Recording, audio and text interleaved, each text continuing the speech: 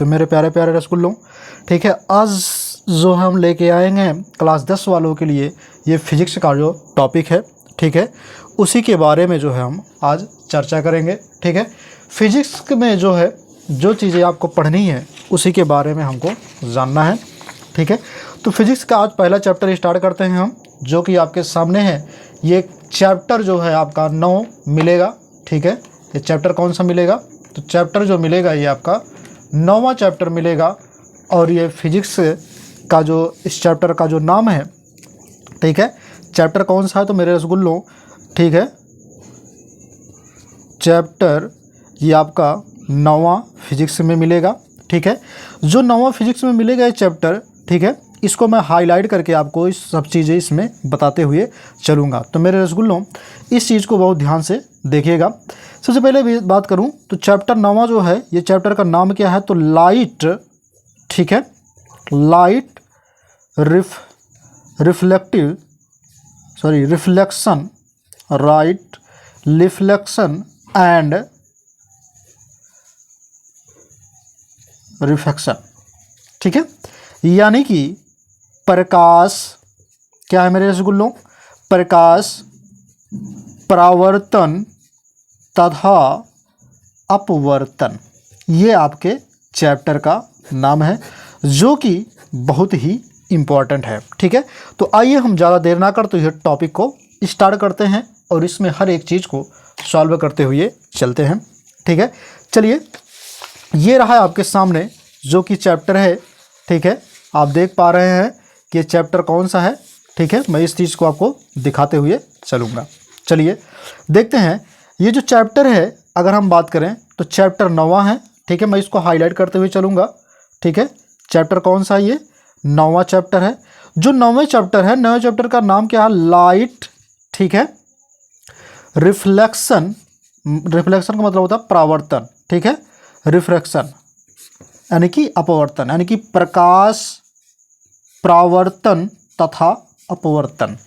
तो मेरे रसगुल्लों ये चैप्टर का नाम है। तो सबसे पहले हमको ये जानना है कि प्रकाश क्या चीज़ होता है। ठीक है, यानी कि लाइट क्या चीज़ होता है ये हमको जानना है।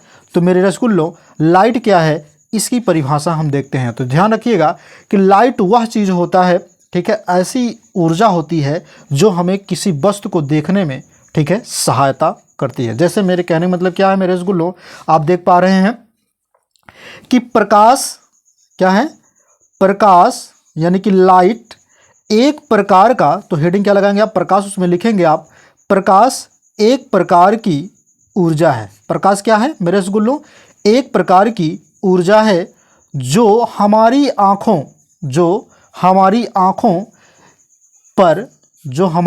आँखों पर दृष्टि संवेदना क्या करता है? दृष्टि संवेदना, ठीक है, उत्पन्न करता है, या फिर दृष्टि संवेदना को क्या करता है? जागृत करता है, जिसे कारण, ठीक है, जिस कारण वस्तुएं हमें दिखाई देती हैं। तो जिस कारण हमें वस्तुएं दिखाई देती हैं, तो मेरे रसगुल्लों ये है, ठीक है, परिभाषा। अगर आप देख पा रहे हैं, ठीक है, मुझे जहाँ तक उम्मीद है कि आप परिभाषा को देख पा रहे हैं। ठीक है, आप लोग इसको नोट करते हुए चलिएगा। तो मेरे रसगुल्लों समझने का मतलब ये है, मैं आपको बताऊं कि प्रकाश एक ऐसी ऊर्जा है जो हमारी आँखों के संवेदना को जागृत करती है या फिर उत्पन्न करती है, ठीक है, किसी वस्तु को देखने के लिए। तो उसे हम क्या कहते हैं? प्रकाश कहते हैं। अब इसमें आता है वस्तु। क्या आता है मेरे रसगुल्लों? वस्तु यानी ऑब्जेक्ट जो होता है वो क्या चीज़ होता है ये हमको देखना है। तो सबसे पहले अगर हम बात करें वस्तु की, तो वस्तु जो होता है मेरे रसगुल्लों, ठीक है, अगर हम वस्तु की बात करें तो इसमें ध्यान दीजिएगा, वस्तु दो तरह से होते हैं। वस्तु कितने तरह से होते हैं? 2 तरह से होते हैं। एक होता है, ठीक है, लुमिनस, जिसको बोलते हैं प्रदीप्त। क्या बोलते हैं? प्रदीप्त वस्तु बोलते हैं। एक होता है नॉन लुमिनस, जिसको बोलते हैं अप्रदीप्त वस्तुएं। ठीक है, ये प्रदीप वस्तुएं क्या होती हैं इसको समझिएगा मेरे रसगुल्लों। प्रदीप वस्तुएं वे वस्तुएं कहलाती हैं, प्रदीप्त वस्तुएं वे वस्तुएं कहलाती हैं, ठीक है, जो स्वयं प्रकाश उत्पन्न करती हैं। वे वस्तुएं जो स्वयं प्रकाश उत्पन्न करती हैं, ठीक है, क्या कहलाती हैं? लुमिनस कहलाती हैं। एग्जाम्पल के तौर पे इसमें कौन कौन आएगा? तो अगर हम एग्जाम्पल की बात कर लें, यहाँ पे ठीक है। तो प्रकाश, अच्छा एक चीज़ और है कि कौन सी ऐसी वस्तु है जो प्रकाश को स्वयं उत्पन्न करती है। सबसे पहले बात अगर करें हम तो सूर्य, क्या हो गया, सूर्य हो गया, ठीक है। और क्या चीज़ है, तो मेरे रसगुल्लों सूर्य हो गया। दूसरी चीज़ इसमें क्या चीज़ होगा ये हमको जानना है, ठीक है। सूर्य हो गया, और एक चीज़ अगर हम बात करें जैसे लालटेन हो गया जो कि आप देखते होंगे, ठीक है। तो सूर्य, लालटेन, ठीक है, और भी बहुत सी चीज़ें इसमें है, ठीक है। तो इतना कह कर के आप ETC कर देंगे, उसमें कोई दिक्कत नहीं है, ठीक है। चलिए आगे चलते हैं, देखते हैं। तो अगला क्या कह रहा है इसमें, यानी जो है अप्रदीप्त वस्तुएं क्या चीज़ होती हैं, इसको आपको जानना है। तो मेरे रसगुल्लों अप्रदीप्त वस्तुओं की अगर हम बात करें तो यहाँ पे हमने लिखा है कि वे वस्तुएं जो स्वयं प्रकाश नहीं उत्पन्न करती हैं, मतलब ऐसी वस्तुएं जो स्वयं को प्रकाश उत्पन्न ना करें उन्हें हम कहते हैं नॉन लुमिनस कहते हैं, ठीक है। एग्जाम्पल के तौर पे अगर हम बात करें इसमें, तो जैसे मेरे कहने मतलब क्या है कि ऐसी कोई वस्तु का नाम बताइए आप लोग सब कमेंट बॉक्स में, ठीक है, कि जो स्वयं से प्रकाश को उत्पन्न ना करती हो, यानी किसी दूसरे के माध्यम से प्रकाश को उत्पन्न कर रही हो। तो मेरे रसगुल्लों ऐसा कोई ऑब्जेक्ट बताइए जो कि ऐसा करते हों, ठीक है। तो मैं तो आपको बता दूंगा, लेकिन कमेंट बॉक्स में आप ज़रूर छाप करके बताइए, ठीक है। तो मैं आपको बताऊं अगर, ठीक है, अप्रदीप्त वस्तुएं जैसे मेज हो गया, कुर्सी हो गया, ठीक है, ये सब क्या होते हैं, अप्रदीप्त वस्तुएं होती हैं। मैं अगर बात करूं तो यहाँ पे मेज, कुर्सी, ठीक है, मेज, कुर्सी और चंद्रमा सूर्य के प्रकाश से जो है, प्रकाश को लेकर के जो है क्या करता है, प्रकाश देता है, ठीक है, ETC। और इसमें अगर हम बात करें तो इसमें हो जाएगा तुम्हारा सूर्य, ठीक है, सूर्य और भी बहुत सी वस्तुएं इसमें आ जाएंगी, ठीक है। सूर्य जैसे तारे, ठीक है, जलता बल्ब,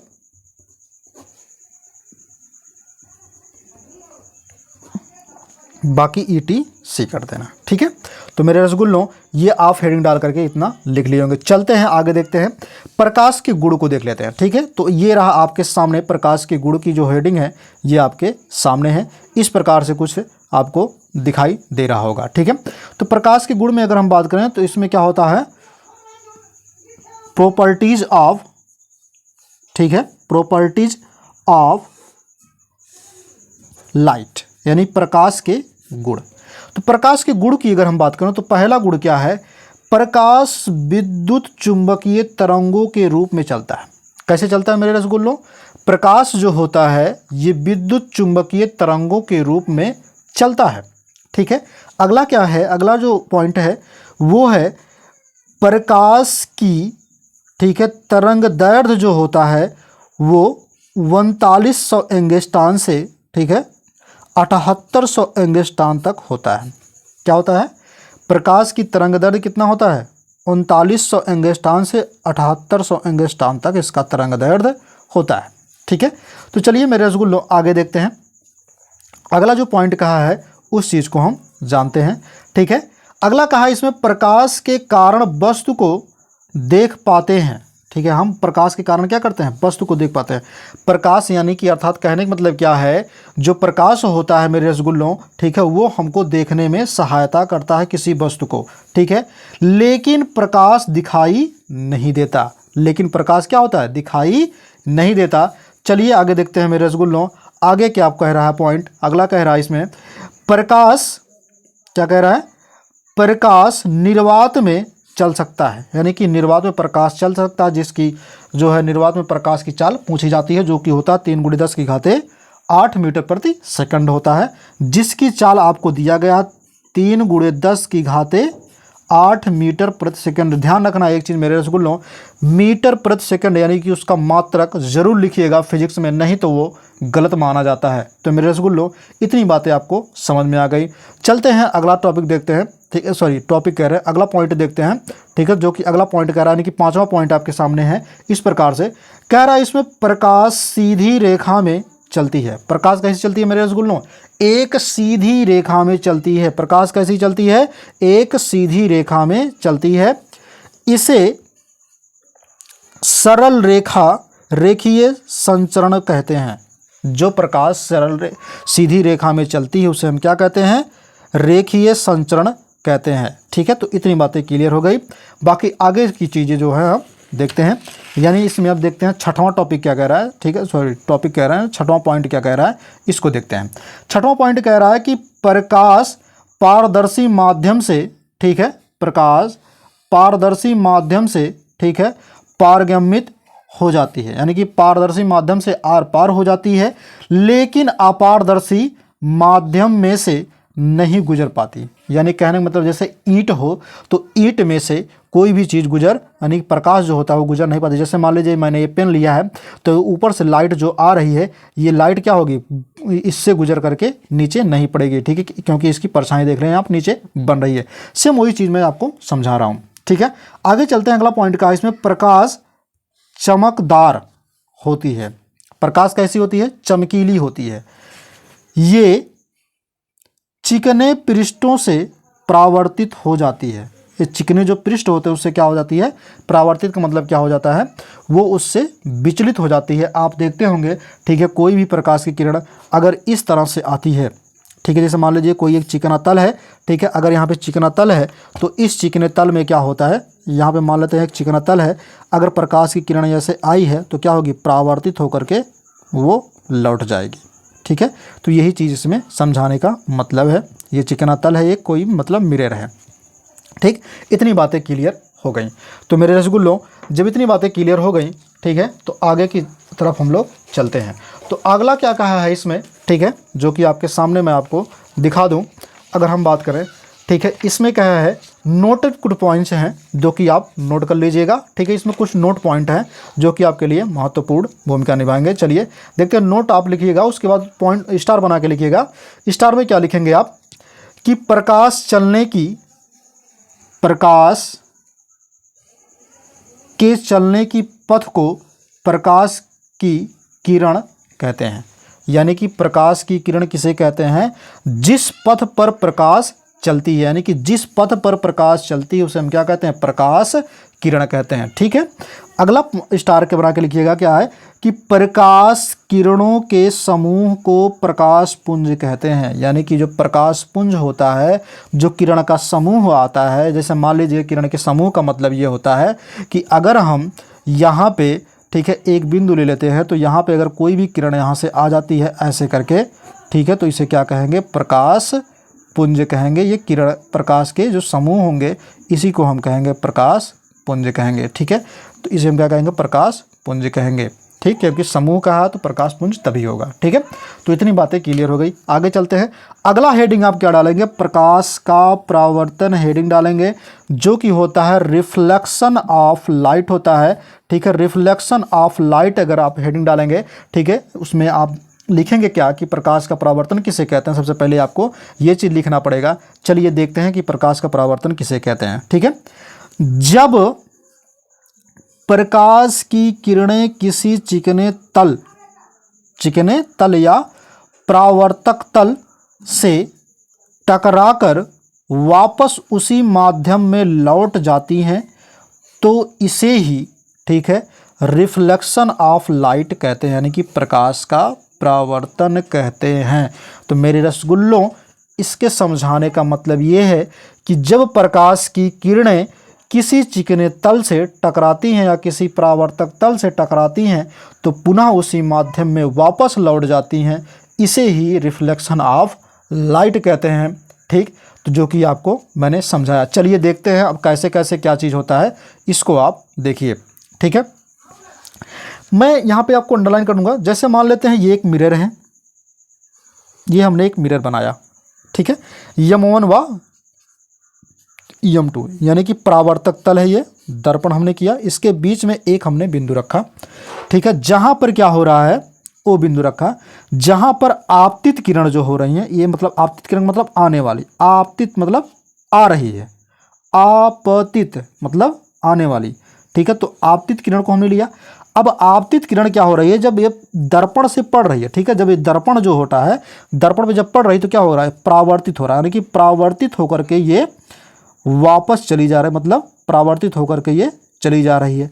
जब ये परावर्तित होकर जा रही है तो ये कहाँ पे जा रही है, बी, जिसको हमने दर्शाया, यानी कि AOB हमने दर्शाया, परावर्तित होकर चली गई। तो इसके बीच में हमने एक अभिलंब डाला है जिसका नाम क्या है, अभिलंब, जिसको हमने यन से प्रेजेंट किया है। ठीक है, अब इतना बात क्लियर हो गया है। चलते हैं, देखते हैं, सबका नाम रख लेते हैं। ये जो बिंदु आपको दिखाई दे रहा है यहाँ पे सेंटर में, इसको बोलते हैं आपतन बिंदु। क्या बोलते हैं मेरे रसगुल्लों, आपतन बिंदु बोलते हैं। ठीक है, उसके बाद बात क्या है, यहाँ पे जो बना ये कोण है यहाँ पे, ठीक है, यानी कि अभिलंब और आपतित किरण के बीच में जो बना कोण वो आई होता है, इसी आई को हम कहते हैं आपतन कोण कहते हैं। क्या कहते हैं मेरे रसगुल्लों, आपतन कोण कहते हैं। अब अभिलंब और परावर्तित किरण के बीच जो बना कोण होता है उसे हम आर कहते हैं। ठीक है, अब आर को क्या नाम दिया गया है, तो वो होता है परावर्तित किरण। कौन होता है मेरे रसगुल्लों, परावर्तित किरण होता है। ठीक, इतनी बातें हमने आपको बता दी। तो मेरे रसगुल्लों आप लोग दिल को थाम के बैठिएगा, हिम्मत मत हारिएगा। ठीक है, आपको इसी वीडियो में पूरा जो है ये दर्पण ख़त्म कर दिया जाएगा। ठीक है, बाकी आप लोग हिम्मत मत हारिएगा। तो हिम्मत ना हारने के लिए मैं आप लोगों को कुछ सुना दूं। कहते हैं ना कि जब कोई साथ ना दे मेरे दोस्त, जब कोई साथ ना दे तो हिम्मत रख, जब कोई साथ ना दे तो मेरे दोस्त तो हिम्मत रख, दूसरों की मत सुन, खुद से उम्मीद रख, दूसरों की मत सुन, खुद को उम्मीद रख।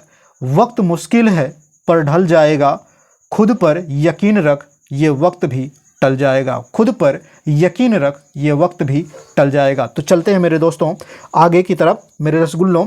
ठीक है मेरे प्यारे प्यारे टुन्ना मुन्ना, इसमें अगला हेडिंग आप क्या डालेंगे, अगला हेडिंग जो पड़ेगा प्रकाश के परावर्तन के नियम। ध्यान रखिएगा, इसी पर प्रकाश के परावर्तन के नियम आधारित हैं, इसी पर प्रकाश के परावर्तन के नियम आधारित हैं। मैं आपको पहले ऐसे समझा देता हूँ, उसके बाद लिख लेना। तो परावर्तन के जो प्रकाश का परावर्तन है उसके दो नियम हैं। कितने नियम है मेरे रसगुल्लों, दो नियम है। अब दोनों नियम क्या क्या हैं इसको हम समझते हैं। तो दोनों नियम की अगर हम बात करें प्रकाश के परावर्तन का, इसमें इस चीज़ को ज़रा समझिएगा। जैसे मैं आपको बताऊं, आपतित किरण, आपतित किरण, ठीक है, और परावर्तित किरण, आपतित किरण, परावर्तित किरण तथा बीच में डाला गया अभिलंब, तथा बीच में डाला गया अभिलंब, तीनों आपतन बिंदु पर या फिर तीनों एक ही तल में मिलते हैं। ठीक, इतनी बातें हो गई। चलते हैं देखते हैं। ठीक है, जिसको बोलते हैं लॉज ऑफ, ठीक है, यानी कि लॉ ऑफ रिफ्लेक्शन। ठीक है, परावर्तन के नियम। परावर्तन के कितने नियम है, तो मेरे रसगुल्लों दो नियम है। अब पहला नियम क्या कह रहा है, इसको जरा गौर से सुनिएगा। ठीक है, तो पहला नियम कह रहा है आपके सामने, जो कि इस प्रकार कह रहा है, आपतित किरण, परावर्तित किरण तथा आपतन बिंदु पर डाला गया अभिलंब, आपतन बिंदु पर अभिलंब, तीनों एक ही तल में होते हैं, जो कि हमने पहले आपको कह दिया।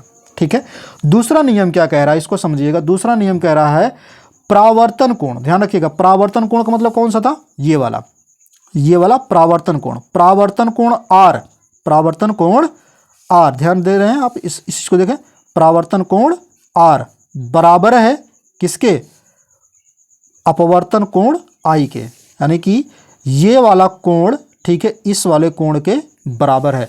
तो मेरे रसगुल्लो, यानी कि परावर्तन कोण आर सदैव बराबर होता है अपवर्तन कोण के हमेशा। ठीक है, यानी कि कोण आर बराबर किसके होगा, कोण आई के, यानी कि कोण आई बराबर तुम्हारा क्या होगा, कोण आर के। ये दोनों कोण हमेशा आपस में बराबर होंगे। ठीक है मेरे रसगुल्लों, चलते हैं आगे देखते हैं। ठीक है, ये रहा आपके सामने जो कि ये वाला हेडिंग है, जिसको बोलते हैं प्रतिबिंब। क्या बोलते हैं मेरे रसगुल्लों, प्रतिबिंब बोलते हैं। इसको प्रतिबिंब और बिंब दोनों बोला जाता है, जिसको इंग्लिश में कहते हैं इमेज। ठीक है, जो आप फोटो को खींचते हो, ठीक है, कहते हैं ना कि हमारा एक सेल्फी ले लीजिए, तो उसी को बोलते हैं इमेज। चलते हैं देखते हैं इमेज किसे कहते हैं। सबसे पहले आपको ये जानना है कि इमेज क्या चीज़ होता है।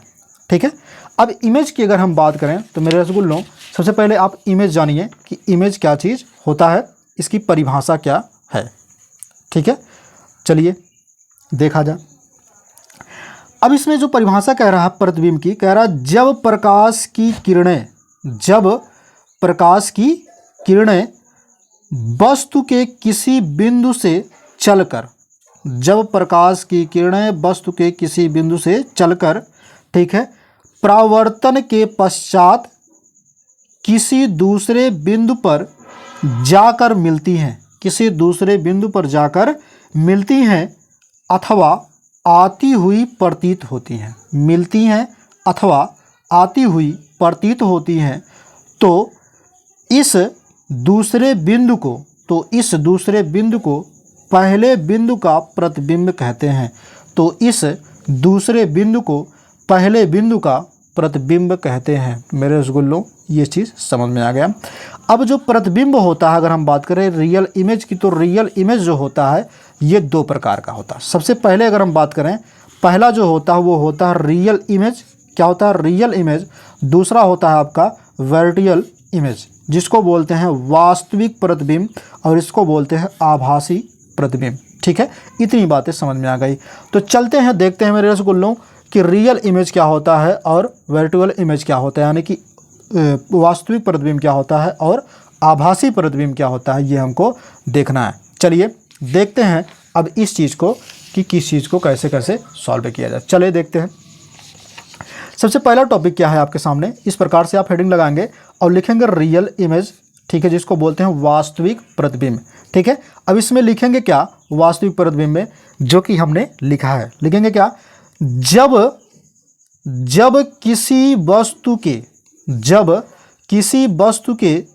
किसी वस्तु से चलने वाली प्रकाश की किरणें परावर्तन के पश्चात किसी दूसरे बिंदु पर वास्तव में मिलती हैं, तो इसे रियल इमेज कहते हैं। इसके कहने का मतलब क्या है कि जब किसी वस्तु से चलने वाली प्रकाश की किरणें, ठीक है, प्रकाश की किरणें परावर्तन के पश्चात किसी दूसरे बिंदु पर वास्तव में अगर मिल जाएं, तो उसे कहेंगे वास्तविक प्रतिबिंब। अब आता है क्या चीज़, आभासी। ये क्या है? आभासी, यानी कि वर्चुअल इमेज। अगर हम वर्चुअल इमेज की बात करें, आभासी प्रतिबिंब, तो ये आपके सामने इस प्रकार परिभाषा है, जब किसी वस्तु से चलने वाली प्रकाश की किरणें परावर्तन, जब किसी वस्तु से चलने वाली प्रकाश की किरणें परावर्तन, ठीक है, के पश्चात किसी दूसरे बिंदु पर आती हुई प्रतीत होती हैं।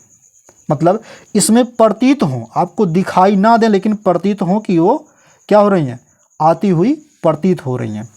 ठीक है, तो इसे क्या कहेंगे, आभासी प्रतिबिंब कहेंगे। तो जो परिभाषा आपकी हो गई, यानी कि दो परिभाषाएं आपके सामने इस प्रकार से हो गया। तो मेरे रसगुल्लों, मेरे टुन्ना मुन्ना, आगे चलते हैं, अगला चीज़ देखते हैं, जो कि आपके सामने इस प्रकार से है, यानी कि प्रकाश पुंज के प्रकार। ठीक है, आप हेडिंग डालेंगे प्रकाश पुंज के प्रकार। क्या हेडिंग डालेंगे? प्रकाश पुंज के प्रकार, यानी कि type of beam of light. ठीक है, ये हेडिंग डालेंगे आप।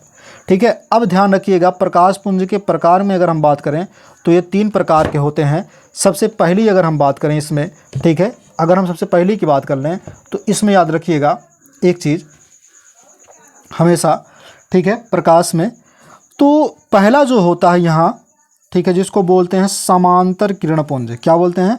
समांतर किरण पुंज। ठीक है, पैरेलल, ठीक है, बीम, ये हो गया। अब दूसरा क्या होता है? आभासी किरण पुंज। ठीक है, कन्वर्जेंस। ठीक है, कन्वर्जन जो होता है, अगर हम बात करें कन्वर्जन बीम, जिसको बोलते हैं आभासी किरण पुंज। दूसरा होता है डाइवर्जन, ठीक है, बीम, ये होता है जिसको बोलते हैं अपसारी किरण पुंज। ठीक है, तो ये तीनों के नाम आप जानेंगे कौन कौन सी किरण पुंज हैं। सबसे पहले हम अगर जान लेते हैं इसमें इस किरण पुंज की, समांतर किरण पुंज में क्या होता है, यहाँ पे जो किरणें हैं ये सब समान होंगी, यानी कि एक समान रेखा में चलेंगी। यानी इसमें लिखेंगे क्या, यदि प्रकाश पुंज में किरणें परस्पर समांतर हो तो ऐसे प्रकाश पुंज को ठीक है, समांतर किरण पुंज कहते हैं। समांतर हो, मैंने आपको पहले दिखा दिया, यहाँ पे समांतर है। ठीक है, किरण पुंज को हमने दिखाया। उसके बाद क्या है, अगर हम बात करें अभिसारी क्या होता है कि जैसे यहाँ पे क्या है, किसी चीज़ से मतलब कहीं से चलकर प्रकाश की किरणें आने पर एक ही बिंदु पर क्या हो रही हैं, आकर के मिल रही हैं, एक ही बिंदु पर क्या हो रही हैं, आकर के मिल रही हैं। तो वही चीज़ बता रहे हैं, ऐसी प्रकाश पुंज जिसको बनाने वाली किरणें एक बिंदु की ओर आ रही हैं, एक ही बिंदु है, इसकी तरफ क्या हो रही हैं, सभी प्रकाश की किरणें आ रही हैं, तो इसे हम क्या कहेंगे, अभिसारी किरण पुंज कहेंगे। तो मेरे रसगुल्लों इतनी बातें क्लियर हो गई। आगे देखते हैं अपसारी क्या होता है। अपसारी क्या होता है, इसमें एक ही बिंदु से, ठीक है, प्रकाश की किरणें निकलती हैं, जैसे टार्च, ठीक है। तो ऐसा प्रकाश पुंज जिसको बनाने वाली किरणें एक बिंदु से निकलकर फैल रही हो, अभिसारी किरण कहते हैं, ठीक है।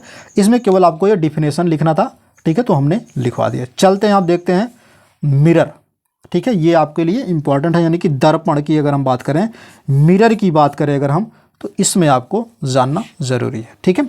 चलिए मिरर को देखते हैं। तो मिरर आपके सामने इस प्रकार से है, जो कि आपके सामने परिभाषा भी है मिरर की, ठीक है, जो आप देख रहे हैं, यानी कि वह चिकना एवं पॉलिशदार तल, वह चिकना एवं पॉलिशदार तल जिस पर पड़ने वाली प्रकाश का अधिकांश भाग, जिस पर पड़ने वाला प्रकाश का अधिकांश भाग किसी निश्चित दिशा में परावर्तित हो जाता है, तो दर्पण कहलाता है, यानी कि मिरर कहलाता है। इमेज हेडिंग डालेंगे और ये चीज़ आप लिखेंगे, ठीक है। तो इतनी बातें क्लियर हो गई। चलिए अब देखते हैं इमेज, अगर हम बात करें मिरर की, तो मिरर जो होता है ये कई प्रकार से होते हैं। चलिए देखते हैं। तो मिरर के जो प्रकार हम देखते हैं, तो मिरर के प्रकार आपके सामने इस प्रकार से है, जो कि है इसमें अगर हम बात करें मिरर में, ठीक है, पहला आपका है समतल दर्पण, प्लेन मिरर, समतल दर्पण। अब समतल दर्पण किसे कहते हैं, तो याद रखिएगा, कांच की समतल प्लेट के एक पृष्ठ पर कलई किया हो, मतलब कोई एक कांच है, उसके एक पृष्ठ पर क्या किया गया हो, लाल ऑक्साइड और पारे का लेप लगाया गया हो, ठीक है, जैसे जिसमें आप थोबड़ा देखते हैं अपना ना शकल, ठीक है, यानी कि शीशा, उसमें ऐसा किया जाता है, ठीक है। शीशे में क्या होता है, पीछे की तरफ लाल रंग का देखेंगे आप, पेंट लगाया गया होगा, तो वही होता है लाल ऑक्साइड और पारा का लेप लगाया जाता है, ठीक है। तो वही चीज़ कह रहा है, समतल प्लेट के एक पृष्ठ पर कलाई करके उसके दूसरे पृष्ठ को, ठीक है, परावर्तक बना देने पर प्राप्त होता है, ठीक है। तो जब बना देंगे आप क्या होगा, प्राप्त होगा, ठीक है। जैसे कि आप थोड़ा जिसमें देखते हैं, आप अपने आप को देख लीजिएगा, ठीक है, अगर आप सुंदर नहीं लगते तो, ठीक है। बाकी आगे देखते हैं। अब आगे क्या कह रहा है, इस चीज़ को ज़रा समझिएगा, ठीक है। अगला जो चीज़ कह रहा है उसको ज़रा हम समझाएं अगर आपको, ठीक है। इसमें जो चीज़ें हैं इसको ज़रा ध्यान से देखिएगा, ठीक है।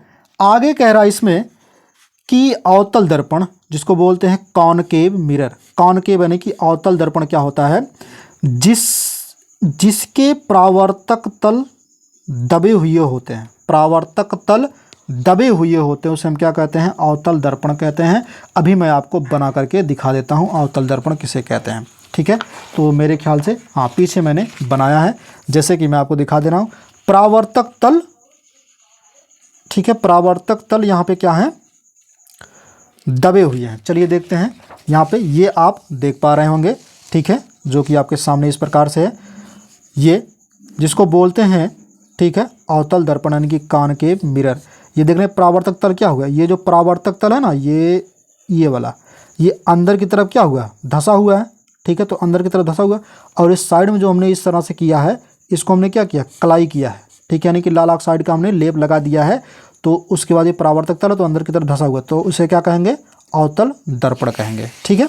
इतनी बातें क्लियर हो गई। चलिए आगे देखते हैं। आगे जो कहा इसमें, अगर हम बात करें इसमें उत्तल दर्पण की, किसकी बात करें, उत्तल दर्पण की, तो उत्तल दर्पण जो होता है आपके सामने इस प्रकार से कह रहा है कि जिसके परावर्तक तल उभरे हुए होते, इसमें क्या था, दबे हुए थे, इसमें क्या था, उभरे हुए थे। ठीक है, तो आइए समझा देते हैं उसको भी। ठीक है, तो इस चीज़ को ज़रा ध्यान से समझिएगा। ठीक, अब अगर हम बात करें इसमें, इस चीज़ को देखिएगा कि परावर्तक तल क्या होते हैं, उभरे हुए हैं। आप देख रहे हैं कि परावर्तक तल क्या हुआ, उभरा हुआ है। ठीक है, यहाँ इस साइड हमने कलाई कर दिया है और ये परावर्तक तल है, तो इस साइड क्या हुआ, उभरा हुआ है, तो इसके क्या कहेंगे, उत्तल दर्पण कहेंगे, यानी कि कॉन्वेक्स मिरर कहेंगे। ठीक है, तो कॉन्वेक्स मिरर ये हो गया। आप लोग इमेज को इसको बना लीजिएगा आप, ठीक है, अपने फेयर में। ठीक है, चलिए मेरे रसगुल्लों, आगे जो देखते हैं कुछ संबंधित, इससे दर्पण से संबंधित कुछ जो है परिभाषाएं हैं जो कि आपके लिए बहुत ही इम्पॉर्टेंट है। ठीक है, यानी कि गोलीय दर्पण से संबंधित परिभाषाएं। अगर हम गोलीय दर्पण से संबंधित परिभाषाएं आप हेडिंग डालेंगे, उसके अंतर्गत लिखेंगे आप डिफिनेशन। ठीक है, डिफिनेशन रिलेटेड विथ, ठीक है, स्पायरिकल मिरर। ठीक है, अगर हम बात करें स्पायरिकल मिरर की, यानी कि गोलीय दर्पण की, तो इसमें देखिए कुछ परिभाषाएं आपके सामने जो कि हमने इस प्रकार से लिखे हैं। ठीक है, तो आइए देखते हैं। सबसे पहला जो होता है जिसको बोलते हैं ध्रुव, क्या बोलते हैं, ध्रुव, यानी कि पोल बोलते हैं, क्या बोलते हैं, पोल। ठीक है, तो ध्रुव क्या होता है ये मैं आपको समझाऊंगा। तो याद रखिएगा, परावर्तक तल, परावर्तक तल, ठीक है, दर्पण के मध्य स्थित बिंदु को पोल कहते हैं। यानी कि परावर्तक तल यानी कि दर्पण के मध्य स्थित बिंदु को, ठीक है, क्या कहते हैं, पोल कहते हैं। इसे हम P से प्रदर्शित करते हैं। इसे हम किससे प्रदर्शित करते हैं, P से प्रदर्शित करते हैं। मैं आपको इसको समझा देता हूं। जैसे, ठीक है, मैं अगर मैं इसी की बात कर लूं, इसी दर्पण में, ठीक है, अगर मैं इसी दर्पण में बात करूं तो इसमें ध्यान दीजिएगा एक चीज़, इसी को क्या कहते हैं, ये जो सेंटर है, ये जो बिंदु है, यही है दर्पण। तो यम1 और यम2 यानी कि दर्पण के मध्य बिंदु को क्या कहते हैं, ध्रुव कहते हैं। क्या कहते हैं, ध्रुव, यानी कि पोल कहते हैं। ठीक है, क्या कहते हैं, पोल कहते हैं। ठीक है, इसको हमने क्या कहते हैं, P से प्रेजेंट करते हैं। क्लियर हो गया, परिभाषा क्लियर हो गया। दूसरी परिभाषा क्या है, जो दूसरी परिभाषा है वो आपके सामने है इस प्रकार, जिसको बोलते हैं वक्रता केंद्र। क्या बोलते हैं, वक्रता केंद्र। ठीक है, सेंटर ऑफ, ठीक है, कर्वेचर होता है, यानी कि वक्रता केंद्र। आप हेडिंग लगाएंगे उसमें समझिएगा कि वक्रता केंद्र क्या होता है, इसको हम आपको लिखा देते हैं। ठीक है, जो कि लिखा है आपके सामने, गोलीय दर्पण कांच के, गोलीय दर्पण कांच के जिस खोखले गोले का भाग होता है, गोलीय दर्पण कांच के जिस खोखले गोले का भाग होता है, ठीक है, उसी के केंद्र को, ठीक है, सेंटर ऑफ कर्वेचर कहते हैं, यानी कि वक्रता केंद्र कहते हैं। इसे हम C से प्रदर्शित करते हैं। मैं आपको समझा दूं फिगर में, ठीक है, जो कि आपके सामने इस प्रकार से मैंने आपको फिगर दिखाया है। ये रहा आपके सामने ये फिगर। ठीक है, अब देखिए इसमें कहा वक्रता केंद्र, तो वक्रता केंद्र जो होता है यहाँ पे होता है, इसको हम C से प्रदर्शित करते हैं। क्या होता है, ये वक्रता केंद्र पर केंद्र होता है। ये हमेशा वक्रता केंद्र क्या होता है, मुख्य अक्ष पर प्रदर्शित किया जाता है। किस पे, मुख्य अक्ष पर। ये मुख्य अक्ष होता है, इसे बोलते हैं मुख्य अक्ष, प्रिंसिपल एक्सिस। ठीक है, ये हो गया मुख्य अक्ष, ये वक्रता केंद्र हो गया। ठीक है, अब उसके बाद क्या है, आगे जो है, आगे को देखते हैं। वक्रता त्रिज्या किसे कहते हैं, तो वक्रता त्रिज्या, ध्यान दीजिएगा, वक्रता त्रिज्या की अगर हम बात करें, जिसको बोलते हैं, ठीक है, radius of curvature. Radius of curvature जो होता है ना कि वक्रता त्रिज्या जो होता है, तो गोलीय दर्पण कांच, गोलीय दर्पण कांच के जिस खोखले गोले का भाग होता है, गोलीय दर्पण कांच के जिस खोखले गोले का भाग होता है, उसी त्रिज्या को, उसी के त्रिज्या को, ठीक है, रेडॉक्स ऑफ कर्वेचर कहते हैं। इसे हम R से प्रदर्शित करते हैं। ठीक, इतनी बातें क्लियर हो गई। ठीक है मेरे रसगुल्लों,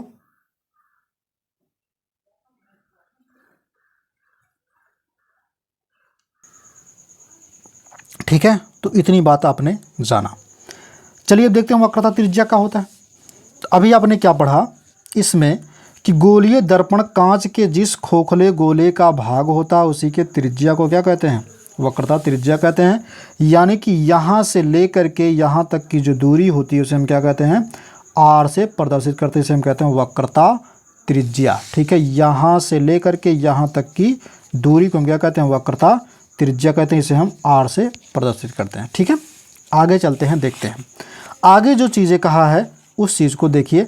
मुख्य अक्ष कहा यानी कि प्रिंसिपल एक्सिस की बात किया है, तो प्रिंसिपल एक्सिस क्या होता है इसको हम देख लेते हैं। तो प्रिंसिपल एक्सिस की बात करें अगर हम, तो दर्पण के वक्रता केंद्र तथा ध्रुव को मिलाने वाली रेखा को दर्पण का मुख्य अक्ष कहते हैं। इसके कहने का मतलब क्या है कि वक्रता केंद्र और ध्रुव को मिलाने वाली जो रेखा होती है उसे हम क्या कहते हैं, मुख्य अक्ष कहते हैं। ठीक है, जैसे कि मैं आपको दिखा दे रहा हूँ, ये क्या होता है आपका प्रिंसिपल होता है, प्रिंसिपल एक्सिस होता है। ठीक, आगे चलिए देखते हैं। अगला है आपके सामने दर्पण का द्वारक। दर्पण का द्वारक की अगर हम बात करें, ठीक है, अपर्चर ऑफ मिरर की अगर हम बात करें इसमें, ठीक है, दर्पण के द्वारक की अगर हम बात करें तो दर्पण के परावर्तक तल के व्यास को, दर्पण के परावर्तक तल के व्यास को, ठीक है, दर्पण का द्वारक कहते हैं। ठीक है, इसकी जो आधी व्यास है, मतलब इसको जब आप मिलाएंगे इस तरह से, ठीक है, तो इसकी आधी व्यास होगी तो इसे हम क्या कहेंगे, दर्पण का द्वारक कहेंगे। ठीक है, इतनी बातें क्लियर हो गई। चलिए एक बार हम लोग क्या करते हैं, इस चीज़ को एकदम अच्छे तरीके से जान लेते हैं। ठीक है, तो आइए अभी और भी चीज़ें हैं कुछ इसमें परिभाषाएं, उसको हम देखते हुए चलते हैं। उसके बाद हम क्या करते हैं, अपने आपको एक फिगर मैं आपको बनाऊंगा जिसमें आपको सब चीज़ें समझा दूंगा, कौन कौन सी चीज़ें क्या क्या चीज़ें होती हैं। चलिए देखते हैं। ठीक है, तो अगला परिभाषा में है आपके सामने इस प्रकार से, जो कि है इसमें कह रहा है फोकस अथवा मुख्य फोकस, फोकस अथवा मुख्य फोकस। तो फोकस और मुख्य फोकस ये दोनों चीज़ें होती हैं। चलिए देखते हैं फोकस और मुख्य फोकस क्या चीज़ें होती हैं। ठीक है, यानी कि फोकस और प्रिंसिपल फोकस की अगर हम बात करें तो इसमें आप हेडिंग डालेंगे और लिखेंगे मुख्य अक्ष के समांतर चलने वाली, मुख्य अक्ष के समांतर चलने वाली, ठीक है, तो मुख्य अक्ष के जो समांतर है चलने वाली प्रकाश की किरणें दर्पण से परावर्तन के पश्चात मुख्य अक्ष के एक निश्चित बिंदु पर वास्तव में मिलती हैं या मिलती हुई प्रतीत होती हैं, तो इसे क्या कहते हैं, मुख्य फोकस कहते हैं। इसे हम यफ से प्रेजेंट करते हैं, यफ से प्रदर्शित करते हैं। उसके बाद आपके सामने इस प्रकार से है, जो कि है फोकस दूरी है। ठीक है, अगर हम फोकस दूरी की बात करें, ठीक है, फोकल लेंथ, अगर हम फोकल लेंथ की बात करें तो ध्रुव तथा फोकस के बीच की दूरी को, ध्रुव तथा फोकस के बीच की दूरी को, ठीक है, फोकस दूरी कहते हैं। इसे हम छोटे लेटर वाले एफ से प्रदर्शित करते हैं। क्लियर हो गया? आगे चलिए देखते हैं फोकस तल किसे कहते हैं, यानी कि फोकल प्लेन क्या होता है, इसको हम देखते हैं। तो फोकल प्लेन की अगर हम बात करें, फोकस बिंदु से होकर जाने वाली, फोकस बिंदु से होकर जाने वाले तथा दर्पण के मुख्य अक्ष के लंबवत तल को, दर्पण के मुख्य अक्ष के लंबवत तल को फोकल प्लेन कहते हैं, यानी कि फोकस तल कहते हैं। ठीक, इतनी बातें क्लियर हो गई। चलिए मैं अब आपको, ठीक है, फिगर बना करके आपको समझा देता हूँ क्या क्या चीज़ें होती हैं।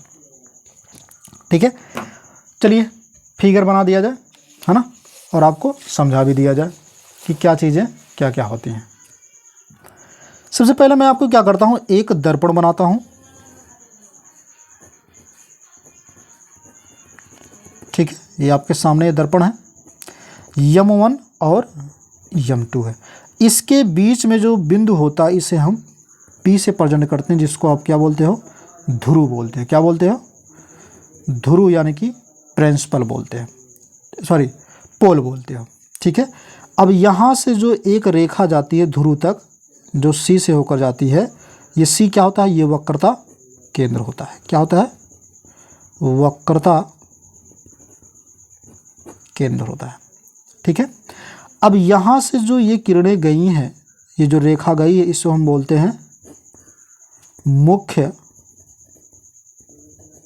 अक्ष बोलते हैं। क्या बोलते हैं मेरे रसगुल्लो, मुख्य अक्ष बोलते हैं। इतनी बातें क्लियर हो गई। चलिए अब क्या करते हैं, यहाँ से यहाँ तक की जो दूरी है इतनी क्लियर पता चल गई, इसके बीच में जो बिंदु है उसको पता चल गया। ठीक है, ये आपका कलई की गई परावर्तक तल है। ठीक है।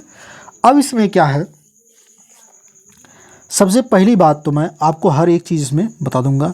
यहाँ पे जो इसके मध्य में होता है इसे हम बोलते हैं फोकस। क्या बोलते हैं, फोकस बोलते हैं। ठीक, मुख्य फोकस होता है। तो फोकस और इसके बीच की जो दूरी होती है उसे हम क्या कहते हैं, ये हमको जानना है।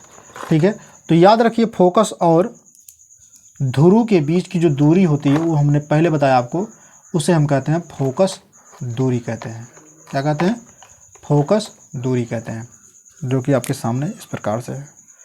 ठीक है, यहाँ से यहाँ तक की जो दूरी है इसे हम क्या कहते हैं, फोकस दूरी कहते हैं। यानी इसे हम किससे प्रसारित करते हैं, यप से दर्शाते हैं। किससे दर्शाते हैं, यप से, छोटा वाला यप। ठीक है, इसे हम क्या बोलते हैं, फोकस दूरी।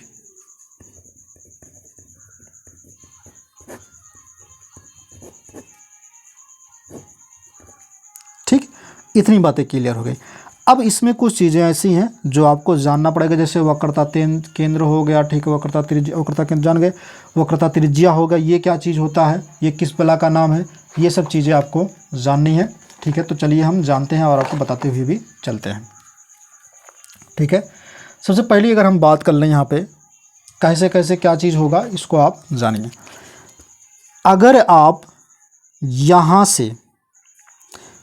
से चलेंगे यहाँ तक, सी से चलेंगे पी तक, तो यहाँ से और यहाँ तक की जो दूरी होगी, ठीक है, इसे हम कहेंगे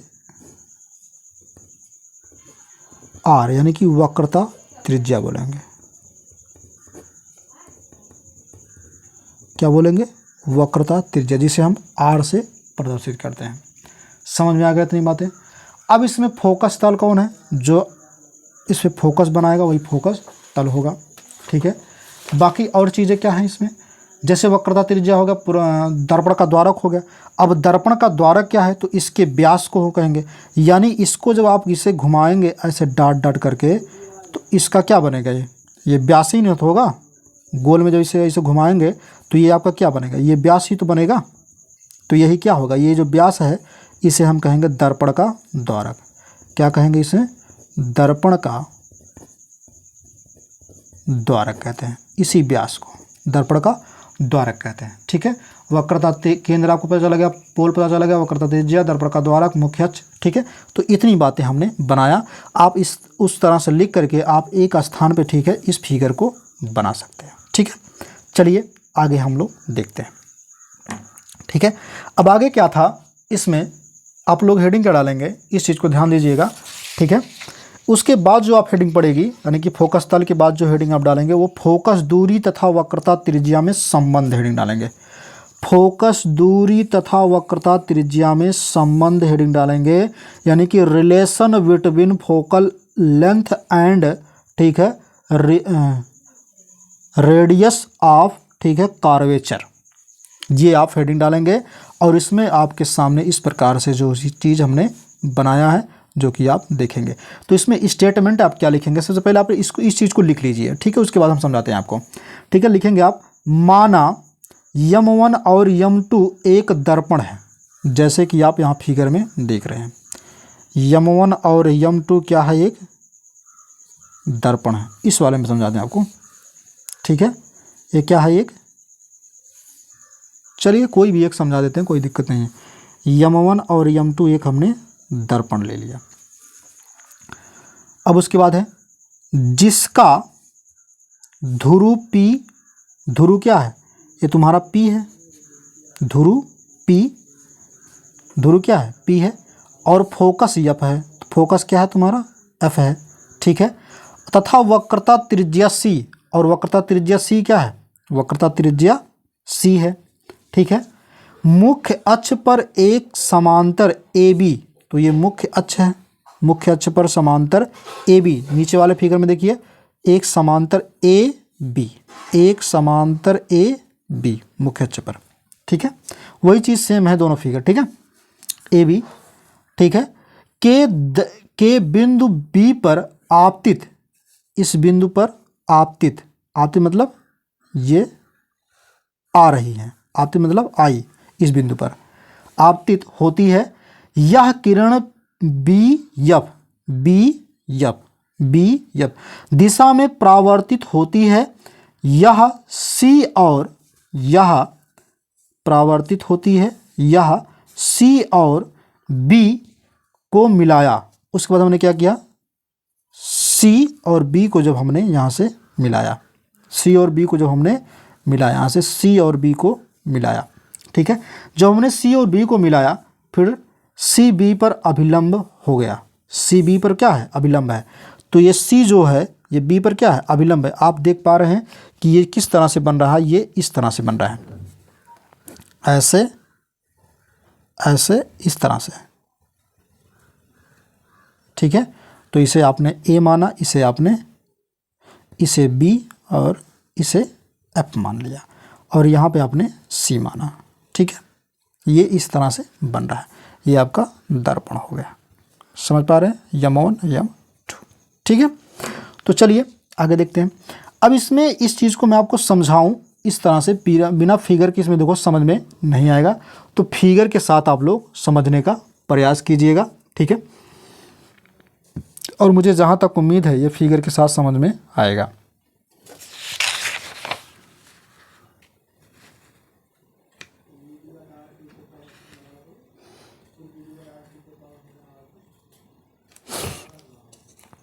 चलिए अब इसमें हमने लिया है, इसमें देख रहे हैं आप कि एक जो है कोण बन रहा है और एक त्रिभुज भी बन रहा है, देखिए ये यहाँ से यहाँ ये वाला, ठीक है। तो कोण ABC में, तो कोण ABC में, ABC में यानी कि यहाँ से यहाँ तक बराबर है किसके, CBF, यानी कि E कोण इस कोण के बराबर है, यानी ई कोणवा, ई वाला कोणवा या वाले कोणवा के का है, बराबर है, ठीक। अब जब बराबर हो गया है तो जायज़ सी बात है परावर्तन के नियम से, किस नियम से, परावर्तन के नियम से क्या है, ये बराबर है, ठीक है। उसके बाद है कोण ABC बराबर है कोण BCF, तो कोण ABC बराबर है कोण, ठीक है, BCF, मतलब ई कोणवा के बराबर, क्योंकि ये क्या है, एकांतर कोण है, ठीक है।